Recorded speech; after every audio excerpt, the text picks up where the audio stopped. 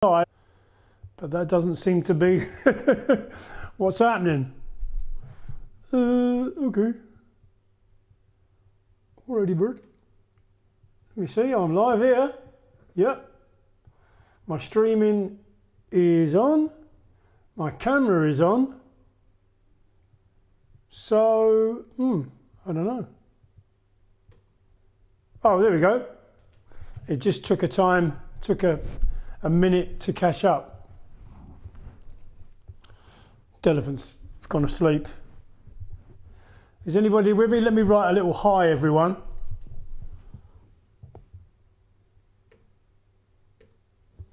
If I may.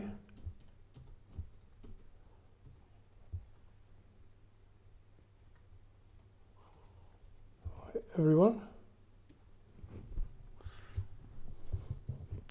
All right, if anybody's there, please say hello and let me know. Any questions that you may have I'll be happy to answer them if I can.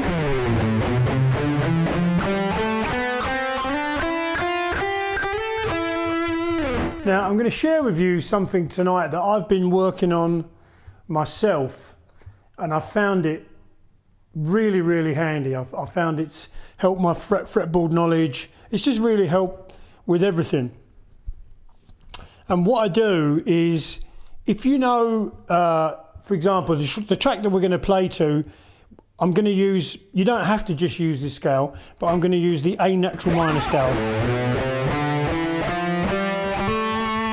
Now, if you know a little bit of theory, you'll know that this scale is root, natural 2, flat 3, 4, 5, flat 6, flat 7, back to the root. I will have more lessons on my YouTube channel about this going up fairly soon, but this stuff is fairly easy to find. The way that you do this, you take the major scale, which is sort of the parent scale that you kind of compare these two. So in other words, what I'm saying is a major scale in the key of A is 1, 2, 3, 4, 5, 6, 7 root. Okay, so in other words, if you take this 7 and take it down 1, that's now flat 7. If you take this 6 and take it down 1, it's now a flat 6. If you were to take the 5 and take it down 1, it's a flat 5. If you took it up 1, it could be a sharp 5. That's another subject for another day. But in this particular case, okay, so you can see there you've got your major scale. So if you want to get a natural minor scale, instead of being 1, 2, 3, 4, 5, 6, 7 root, it's 1, 2, flat 3, 4, 5, flat 6, flat 7 root. Okay, and so it's a really good idea for two reasons. When you're playing along to this Van Halen style track that I'm going to play to in a sec, where I'm going to use, and like I said, you don't have to use just this scale, but I'm just going to use this one because it demonstrates what I'm trying to say. What I tend to do is I will call out, and sometimes out loud, it doesn't really matter what notes I'm playing while I'm playing them. So I'll be 1. Now, you can go flat 3, you can go flat 6, 5, flat 7, root, 2, 3, okay?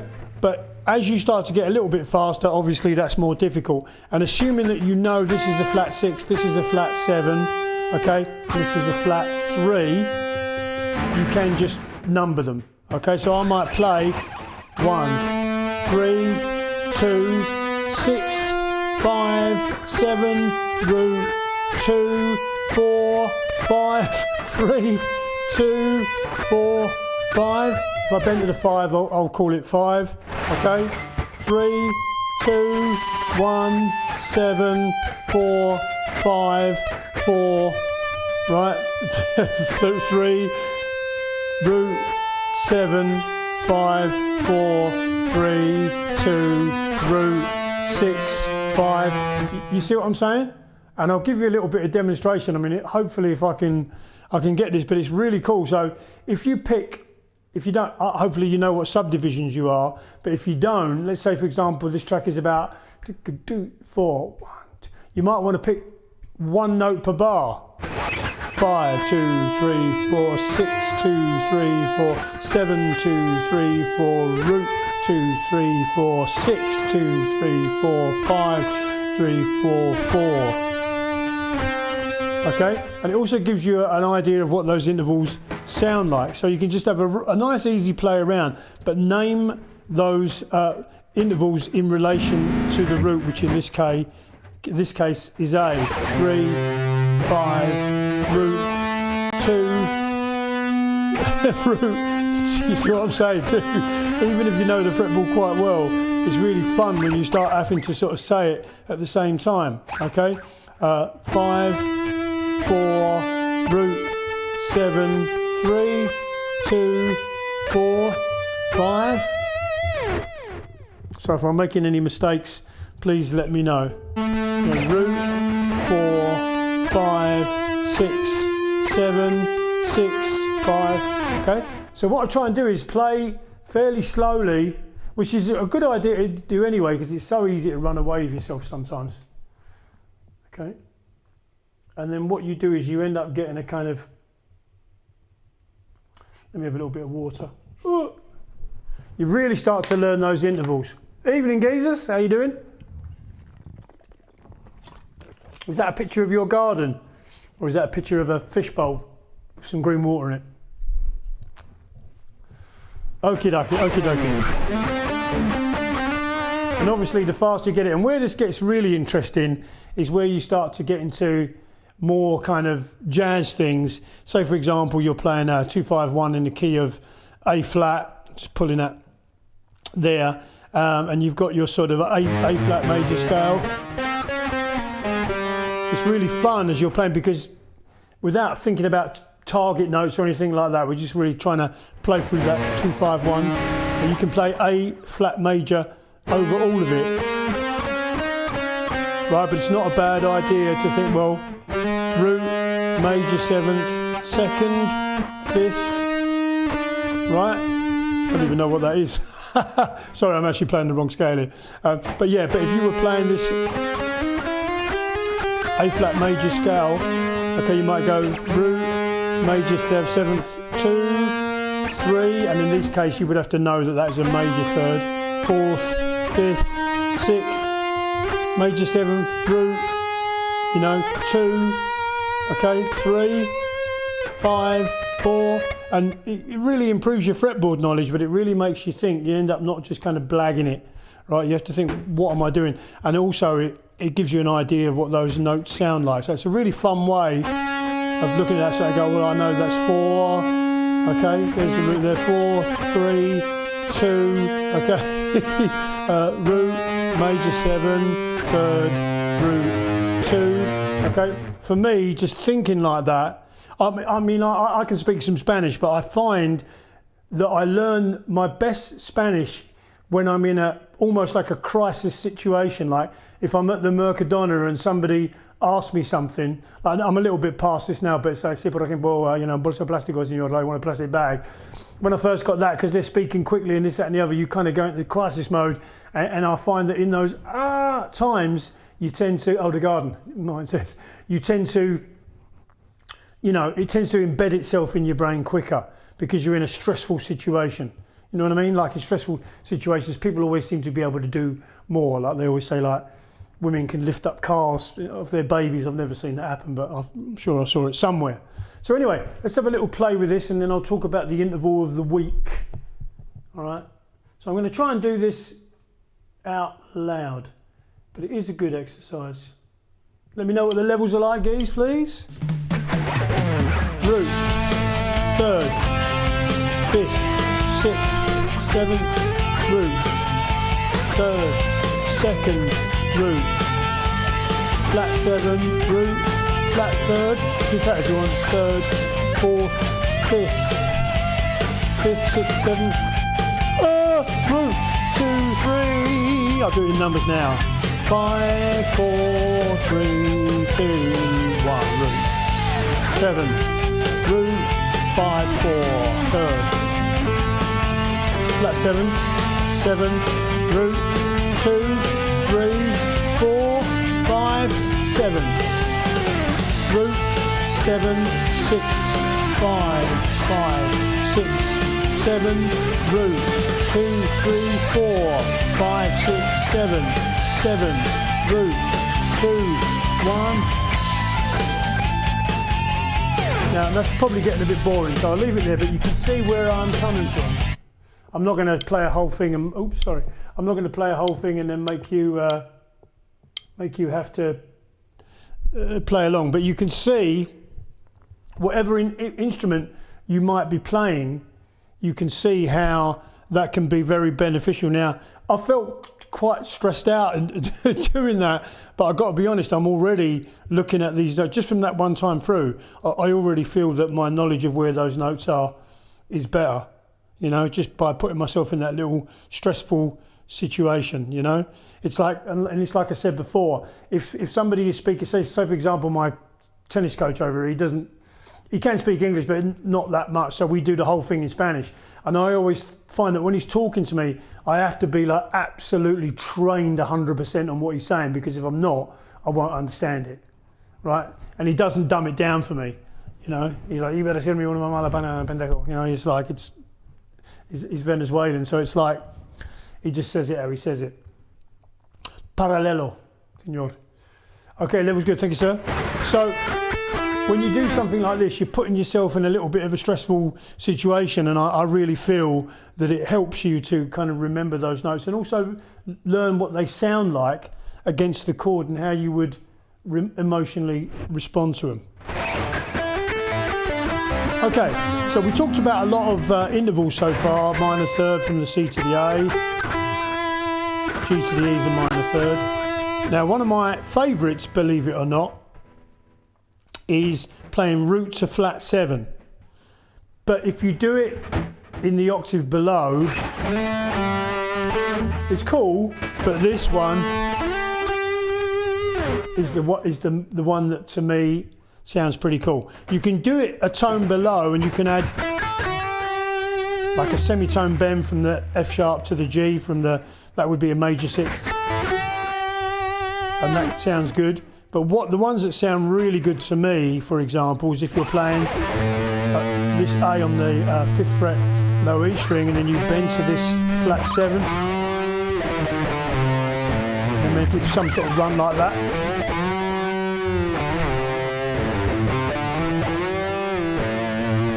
Another place I think is really cool to play it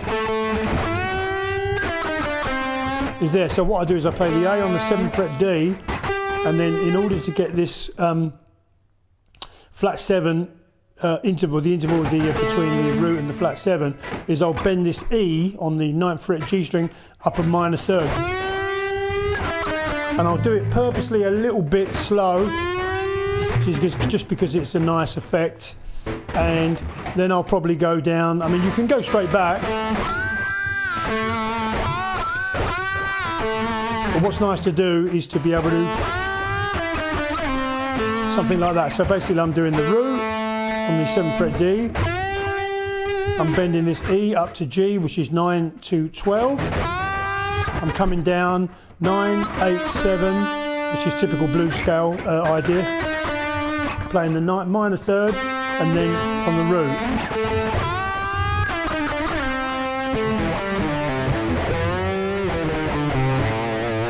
Right, and it's really incredible, and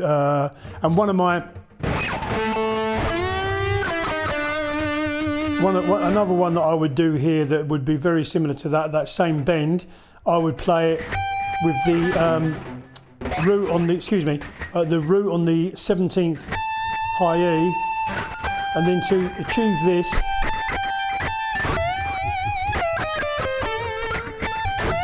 and sometimes I pull off from the 17 to 15,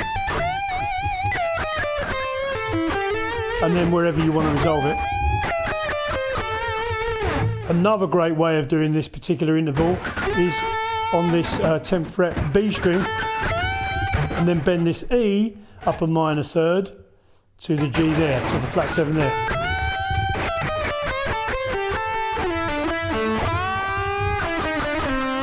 You can do it here,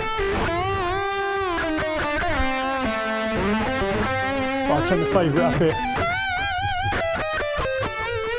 It's just rock, man. So I'm going to do a couple of playthroughs or a playthrough, trying to do a few of those. And this was, I wasn't going to do this one today, but I will. You hear Gary, I learned this originally from Gary Moore, but Uncle Edward does it all the time as well.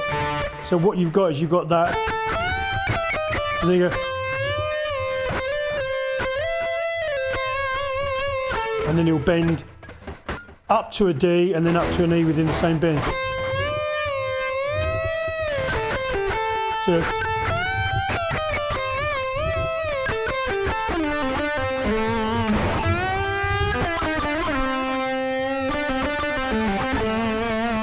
all right, so I'll stick a couple of those in, but I love this one.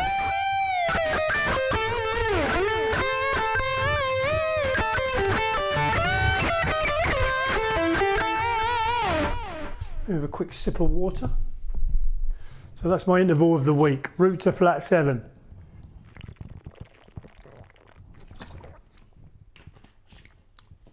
Which technically speaking is an interval of a tone, but obviously I'm favouring it. If anyone's got another way of saying that, put it in the thing, but to me that's still a tone apart, whichever way you look at it. Just an octave above.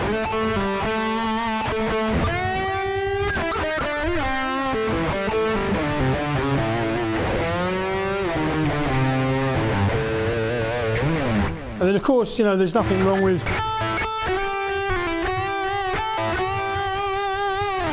I mean, I love those semitone bends as well, so they're very, very cool. There's no reason why you can't do those.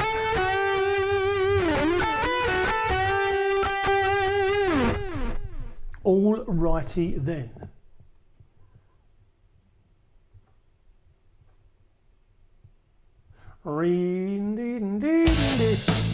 Oops, sorry. That's actually up on YouTube now, that one as a backing track. 2, root, flat 7. I enjoy it.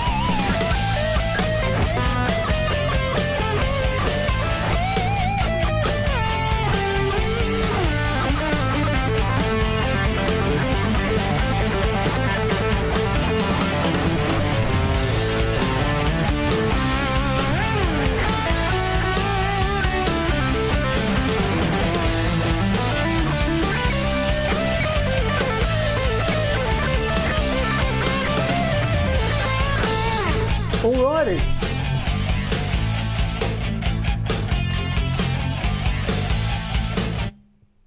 Oops. Shush. Alright, so hopefully everybody got that. And what I'm going to do, excuse me, and so if you start to mix them in with some of the ideas from last week, you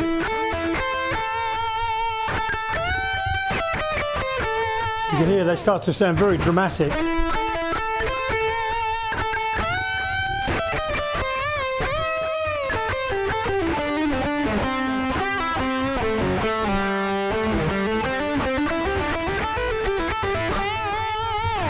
Okay, so I want to show you this one more bending lick. I've never really analysed this because I thought if I did, I might get it wrong. But I heard it on an Allman Brothers record, right?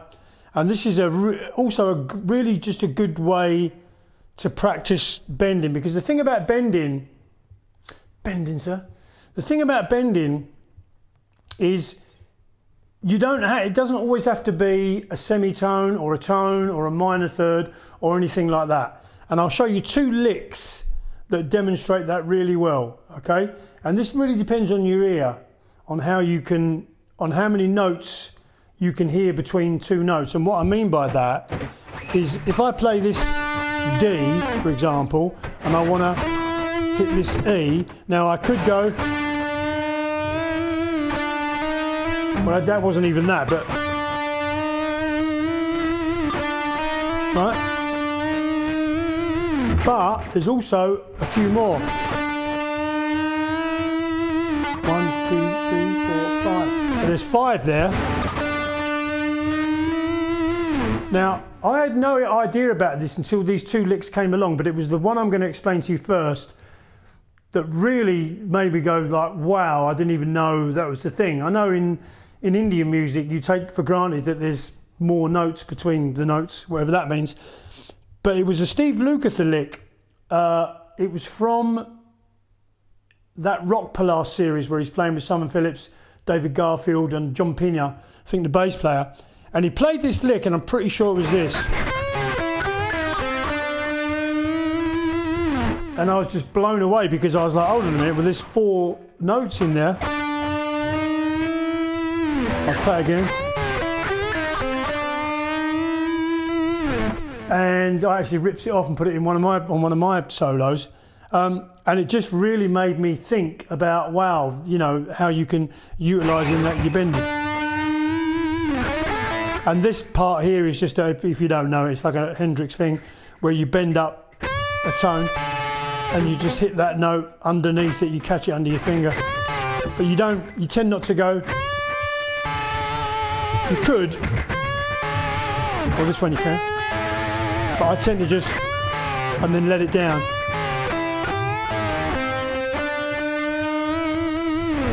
I'm pretty sure it was Phil Hilborn that showed me that years ago. And then there's, you can do it on this note as well. But anyway, so what Steve Lukather did was, and that really just got me, right? And then the other lick, pretty sure it was by that guitar player Dickie Betts from the Allman Brothers, and I don't even know where I heard the record, to be honest, but he just did this.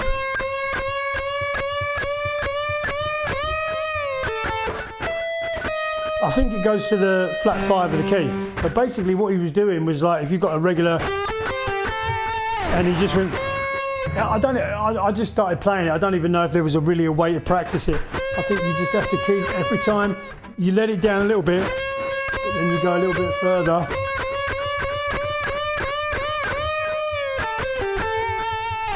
And I just absolutely love that.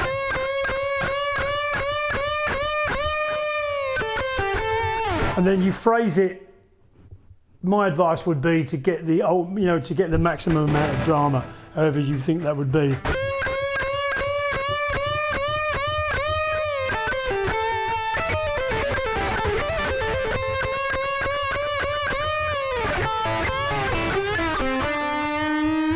And of course you can do it anywhere.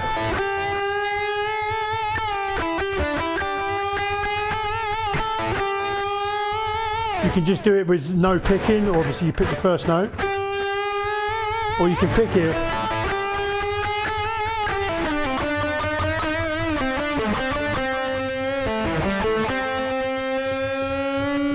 You can do it anywhere. So I'm going to finish off with that. If there's any questions, I would be happy to answer them. Please subscribe to my YouTube channel. I'm putting new videos up all the time, and I'm working very hard trying to learn how to edit, but I'm getting a little bit better at it, I think, as the days go by. So I'll end up with this, and if there are any questions, I will answer them. But I'm going to just do these couple of little bending ideas, and hopefully we can put it all together and it will sound like something. All right.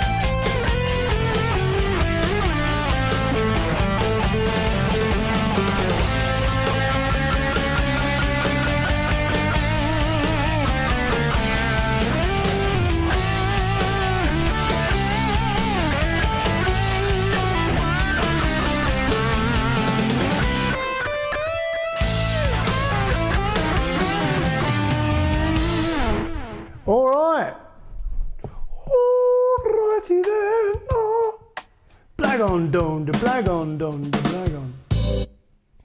All right, well, hopefully that's given you a few things to think about and to work on. Don't forget to name those notes as you go through. It's a really good way of learning the notes. It really, honestly, has worked great for me. And pick up on some of the bending, sir. Bending? Oh, up against a tree, sir. Oh, suit you.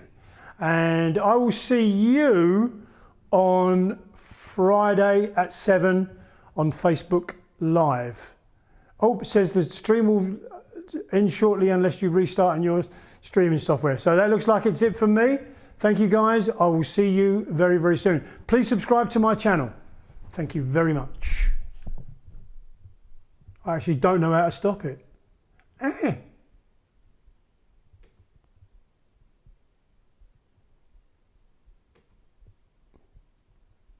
No, that still didn't stop it.